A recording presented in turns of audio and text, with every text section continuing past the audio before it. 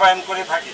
2002 সাল হইতে প্রতি 5 বছর অন্তর অন্তর ডিড নবায়ন করে উনি 15 সালে এসে ওই জমি এই 1000 বিঘে জমি 70 করার আমাদের কাছ থেকে পুনরায় অনুমতি নেয়। আমরা সেই 70 করার জন্য পুনরায় অনুমতি দেয়। 2019 সালে এসে উনি আবার পুনরায় ওনার জমি আবার আমাদের কাছ থেকে পুনরায় ডিড নেয় 5 বছরের জন্য। ওনার 24 সালে এসে আমরা আবার পুনরায় জমি ডিড দিয়েছি। এই 1924 সাল হইতে সাইদুর রহমান সচিব অবসরপ্রাপ্ত, ওনার দায়িত্ব হারিত টাকা দেওয়ার অনুমতি থাকে।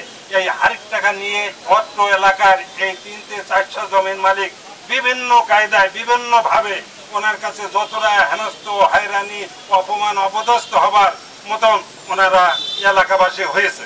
আমি অত্র এলাকায় জনপ্রতিনিধি হিসাবে দায়িত্ব থাকায় কারোর একটা রোগী বা একটা মহর্ষ রোগীর জন্য বারবার আমার কাছে পুনরায় বিনয় করেছে, চেয়ারম্যান সাহেব আমার জন্য একটু অগ্রিমের কথা বলতে আমার 10,000 টাকা হয়ে যাওয়া যায় না। আমি সর্বোচ্চ পর্যায়ে একটা ক্যান্সার রোগী, একটা ডেলিভারি রোগী, একটা পরিত্রাণ পাওয়ার জন্য আমরা ওই ডিড ক্যান্সেল করার জন্য বিভিন্নভাবে চেষ্টা চালাই। কিন্তু উনি এই 5 তারিখের পরে এসে একদল